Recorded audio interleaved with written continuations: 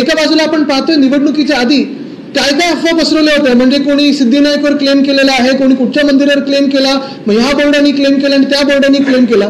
पण सत्य परिस्थिती ही आहे की भाजपचं सरकार बनल्यानंतर, म्हणजे अजून काय बनतं त्यांचा अजून विस्तार व्हायचा आहे, पण ते झाल्यानंतर हिंदू मंदिरच पहिली धोक्यात येतात आणि त्याच्यात हे हनुमानाचं मंदिर होतं. असो, आज ते झाल्यानंतर दोन महत्वाच्या गोष्टी आपल्या समोर मला मांडायच्या आहेत, मुंबईच्यासाठी महत्वाच्या आहेत, आपल्या सर्व नागरिकांसाठी महत्वाच्या आहेत. पहिली गोष्ट म्हणजे गेली 2 वर्ष आम्ही जे रस्त्याचा घोटाळा एक्सपोज करत आलेलो आहोत.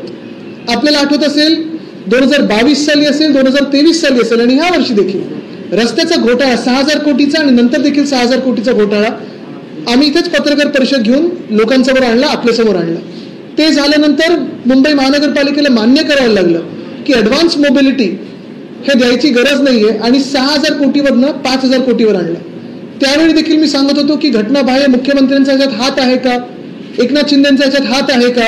जे 2 पालकमंत्री होते, मग केसरकर, जे मला माहित नाही त्यांनी घोटाळा केला की नाही, पण अनियमितता नक्की आहे आणि अकार्यक्षमता तर दिसलीच त्यांची. अजूनही लहान मुलांना, विद्यार्थ्यांना युनिफॉर्म दिले गेले नाहीत अनेक शाळांमध्ये. किती कार्यक्षम आहेत, मंत्री म्हणून कसं काम केलं सगळ्यांना माहिती आहे. तर ते आणि लोढा जे बिल्डर आहेत ह्यांचा ह्या घोटाळ्यात काही हात आहे का, अजूनही कुठेही स्पष्ट झालं नव्हतं किंवा सरकारकडून उत्तर आलं नव्हतं. पण गंमत अशी झाली आहे की मागच्या वर्षी आणि या वर्षी मी दोन्ही वर्षानंतर जेव्हा हे घोटाळे आपल्या माध्यमातून लोकांसमोर आणले, आत्ता कुठेतरी भाजप म्हणजे कॉन्ट्रॅक्टर्सना पैसे मिळाल्यानंतर रस्त्याची कामं घाणेरडी प्रकारे काही मला वाटतं 20-25% झाल्यानंतर भाजप बोलायला लागले मुंबईतली की आता या रस्त्यांवर SIT लावा.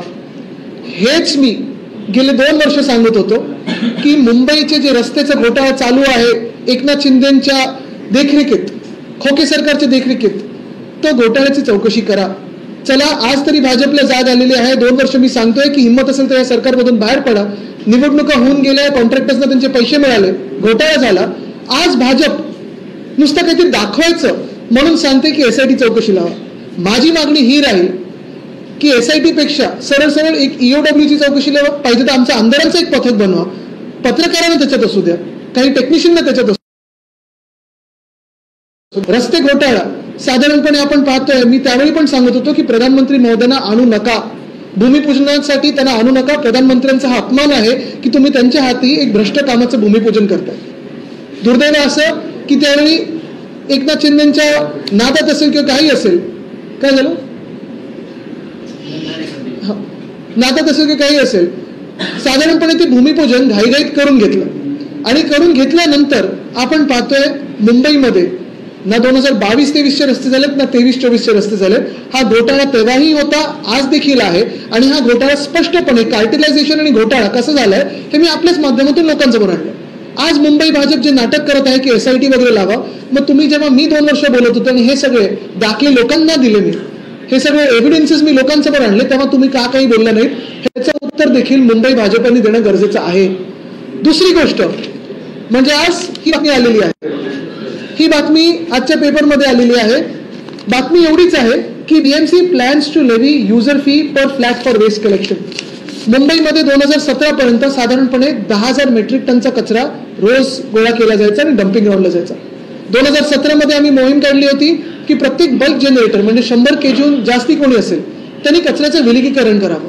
ओला कचरा असेल, सुका कचरा असेल, ते वेगळं वेगळं करून कंपोस्टिंग वगैरे ह्या सगळ्या गोष्टी करून साधारणपणे मुंबईतला कचरा हा 10,000 मेट्रिक टनवरनं डेली कलेक्शन आपण 6,500 मेट्रिक टनवर आणलं.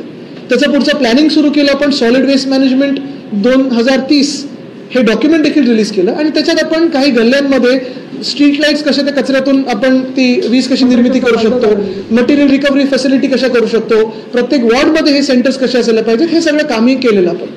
पण आता आपण पाहतोय की भाजपचं सरकार आल्यानंतर, फडणवीस साहेबांचं सरकार आल्यानंतर एकदमच मुंबई महानगरपालिकेला जाग आली आणि त्यांनी सांगितलं की आता आम्ही 2 लाख कोटीच्या डेफिसिटमध्ये आहोत, कमिटेड लायबिलिटीमध्ये आहोत आणि आम्हाला प्रत्येक मुंबईकरावर युजर फी आता लावायला लागेल, प्रत्येक घरावर ह्या कचरा गोळा करण्यासाठी एक फी लावायला लागेल. आत्तापर्यंत जर झालं नाही ते आत्ता कशाला करता तुम्ही? जे मुंबईत आपण पाहतोय, जिथे जिथे अजूनही गेल्या 2 वर्षात अनेक वेळा आम्ही आमच्या वॉर्ड ऑफिसमध्ये असेल G साऊथच्या किंवा मग मुंबई महानगरपालिकेच्या आयुक्तांना पत्र लिहिलं असेल की मुंबईत अजूनही कचऱ्याचे ढिगारे गेल्या 2 वर्षात अनेक ठिकाणून उचलले जात नाहीत. ते जे ढिगारे आशेच्या आशे पडलेले आहेत त्याच्यासाठी तुम्ही आम्हाला पैसे देणार का नागरिक म्हणून? प्रत्येक वेळा ढिगारा दिसला की तुम्ही मुंबईकरांना पैसे देणार आहे का? तर मग ही फी कशासाठी लावत आहात? आणि ह्याचा आम्ही विरोध करणार म्हणजे करणार, सगळे मुंबईकर रस्त्यावर उतरून करणार, हे आज तुम्हाला सांगतो. मुंबईचं आपण पाहताय अदानीच्या घशात घालण्याचा जो प्रयत्न आहे, काल परवाकडेच आम्ही आंदोलन देखील केलं की पॉवर मीटर्स असतील, स्मार्ट मीटर्स असतील, त्याच्या विरुद्ध आंदोलन केलं. पण मुंबईकरांवर आपण एका बाजूने पाहतोय जे काही रस्त्याचा घोटाळा झाला, भाजप आधी बोलायला तयार नव्हतं. आता फडणवीस साहेबांना खरोखर मोका, मुख्यमंत्री महोदयांना मोका आहे की जर त्यांना स्वच्छ सरकार त्यांचं चालवत असेल आणि सुरुवात ह्या स्वच्छ सरकारमधून करायची असेल तर एकनाथ शिंदे असतील, केसरकर असतील, लोढा असतील, ह्यांना मंत्रिमंडळातून बाजूला ठेवा चौकशी पूर्ण होईपर्यंत. आणि जोपर्यंत सिद्ध होत नाही की यांचा त्याच्यात हात नाही आणि कॉन्ट्रॅक्टरचा फायदा झाला नाही तोपर्यंत त्यांना मंत्रिमंडळातून बाहेर ठेवा. तर आणि तरच आम्ही मानू की वॉशिंग मशीनचं सरकार नाही.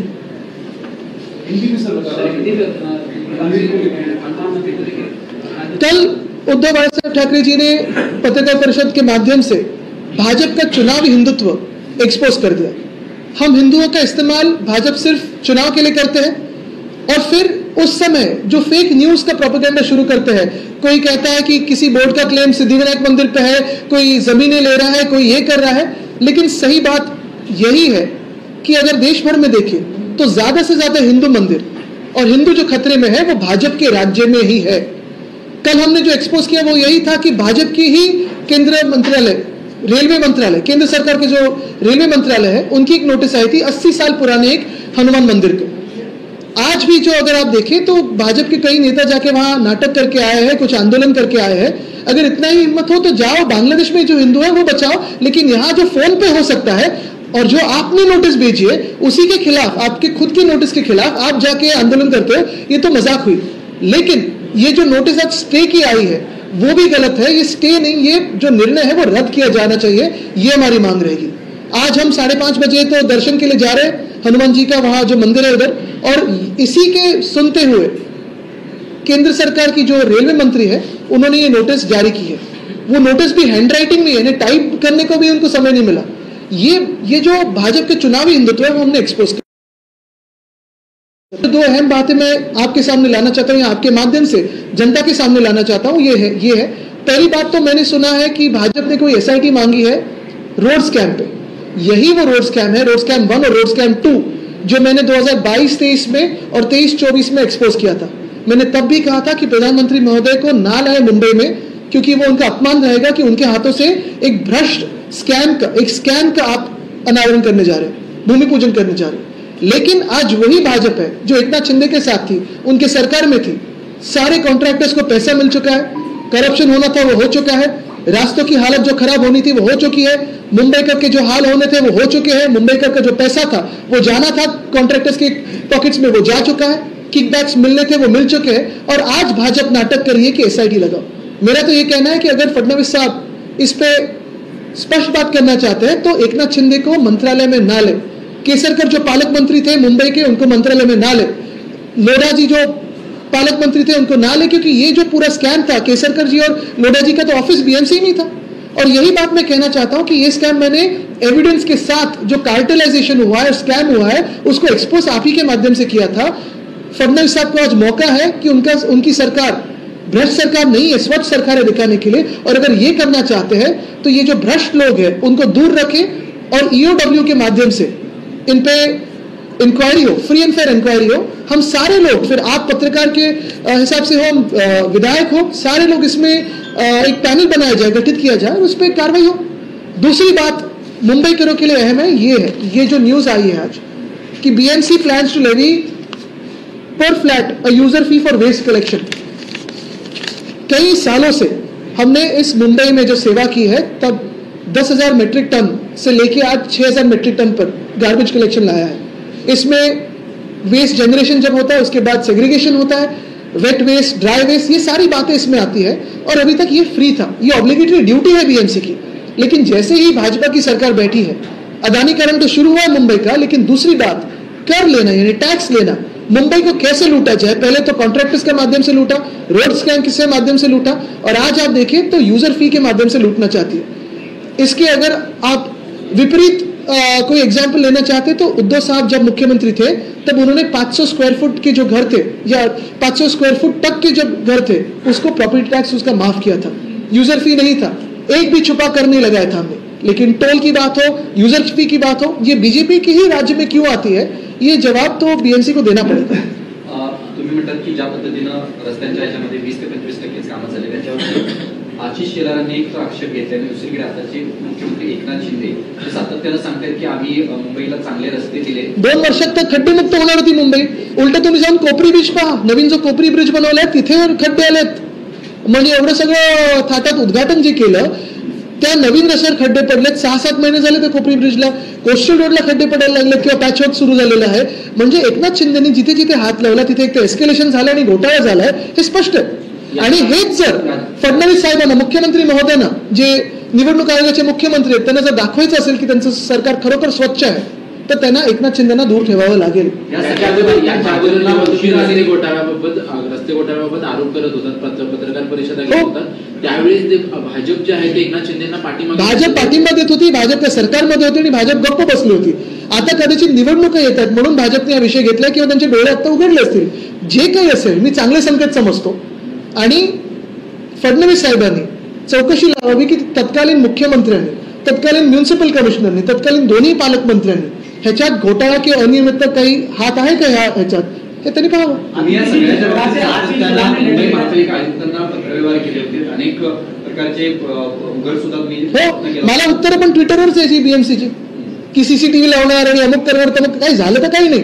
पण आता चला भाजपला जाग आली आहे, त्याच्यावर पुढचं पाऊल काय हे भाजपने दाखवलं पाहिजे। एकनाथ शिंदेवर तुम्ही चौकशी लावणार का?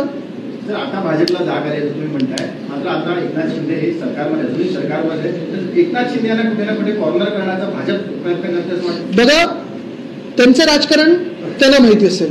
मला एवढंच माहिती की माझ्या मुंबईकरांचा पैसा, ह्या महाराष्ट्राचा पैसा त्यांनी त्यांच्या आवडत्या कॉन्ट्रॅक्टरच्या खिशात टाकला। ते पैसे कुठे गेले, काय गेले, किकबॅक मिळाले नाही गेले हे मला माहिती नाही।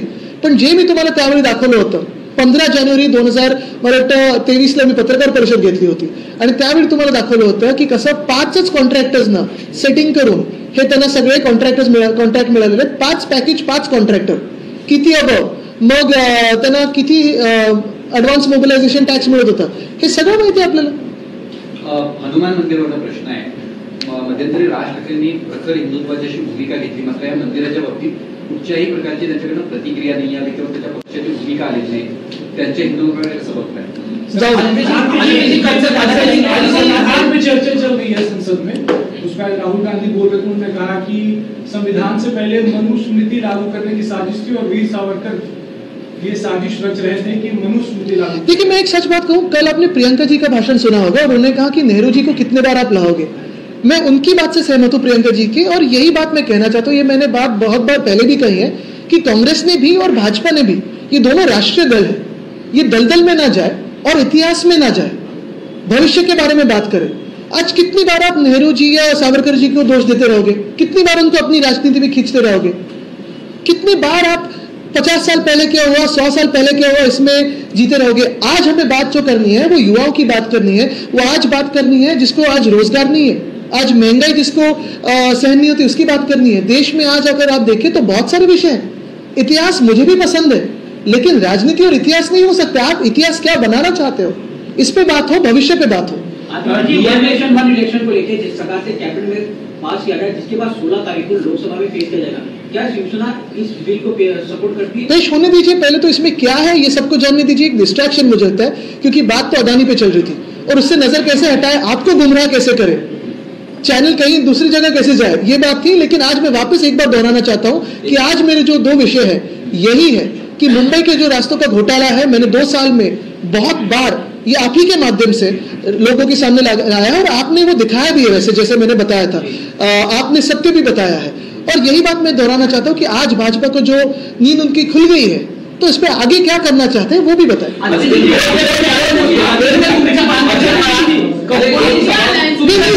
मी इथेच आम्ही 2-3 असं येतो ना, तुमच्या काळात कंपोस्टिंग आणि बायोगॅससाठी तुम्ही भूमिका पुढे घेतली, पण जे कंपोस्ट तयार होत होतं ते त्या सोसायट्यांना वापरता येत नव्हतं, म्हणून ते पूर्ण डम्पिंगला जात होतं, डम्पिंग भुसभुशीत झाला। हा एक मुद्दा। दुसरा मुद्दा म्हणजे कांजूरमार्ग आपण जो प्रकल्प केला, आता ही संपूर्ण वाद जो आहे तो कांजूरमार्गच्या रस्त्यावर पर्यंत येताना पाहायला मिळतो। मग त्याच्यावर नेमका बघा, जिथे डम्पिंग ग्राउंड असतं तिथे वास येतो। आणि मुख्य गोष्ट ही आहे की कंपोस्टिंग अनेक सोसायटीनी सक्सेसफुली करून पण दाखवलं। त्याच्यात वेगवेगळ्या खतांमध्ये ते जायला लागलं, सरकारने घ्यायला लागलं, पर्यावरण खातं घ्यायला लागलं. ह्या सगळ्या गोष्टी आहेत, ह्या प्रक्रियेच्या गोष्टी आहेत. पण तुम्ही एक काहीतरी गोष्ट होत नाही म्हणून लगेच त्याच्यावर कर लावायचा आणि मुंबईकरांवर जो काही अनेक छोट्या बिल्डिंग जिथे कंपोस्टिंग होऊ शकत नाही पण त्यांच्यावर तुम्ही लगेच कर लावणार का? म्हणजे उद्धव साहेबांनी एका बाजूला तुम्ही पाहताय 500 स्क्वेअर फुटापर्यंत जी घरं होती तो प्रॉपर्टी टॅक्स आपण माफ केला. कोस्टल रोड जो आपण बनवत होतो, उद्धव साहेबांचं स्वप्न, उद्धव साहेबांचा प्रोजेक्ट, त्याच्यावर टोल लावला नाही. एकनाथ शिंदे जिथे बनवतात तिथे 4 टोल आहेत बाय द वे. मुंबईत कुठचाही छुपा कर लावला नाही. BSTचं भाडं आम्ही वाढवलं नाही.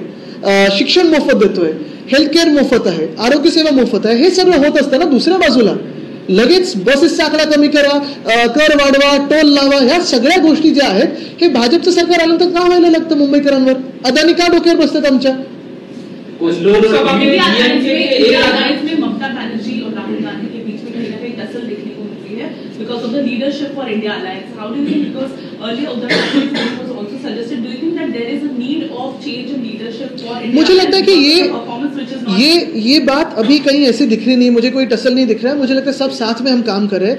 हर एक का कोई अलग अलग तरीका होता है काम करने का और लीडरशिप का, वो करते रहे. लोकसभा में कि 2 नेशन थ्योरी जो है वो जिन्ना नहीं लाए थे, वो वीर सावरकर जी लाए थे. देखिए, मैं वापस आपको यही बात दोहराना चाहता हूँ जो मैंने पहले भी कही कि आज जो संविधान पे बात हो रही है वो हमारे भविष्य के लिए होनी चाहिए, आज के वर्तमान के लिए होनी चाहिए. आज में जियो, कल कैसे जिएंगे वैसे उस पर बात करो. क्योंकि आज संविधान अगर धोखे में है तो हमारे महाराष्ट्र में था. संविधान का अपमान जहाँ हुआ है वो महाराष्ट्र में हुआ था. जो राहुल नार्वेकर जी उन्होंने संविधान का अपमान करके एक गुट को लेजिटिमाइज किया था. तो उस पर बात हो. 50 साल पहले, 60 साल पहले, 100 साल पहले, 1000 साल पहले उस पर कोई जाने की कोई जरूरत नहीं है. ना भाजपा को है, ना कांग्रेस को है, ना किसी दल को. मी तुम्हाला स्पष्ट गोष्ट सांगतो. एक पहिली गोष्ट म्हणजे काँग्रेस असेल किंवा भाजप असेल, दोन्ही मोठे पक्ष आहेत, राष्ट्रीय पक्ष आहेत. दोघांना मतं मिळाले आहेत, ते भविष्यासाठी मिळालेली आहेत आणि वर्तमान काळासाठी मिळालेली आहेत.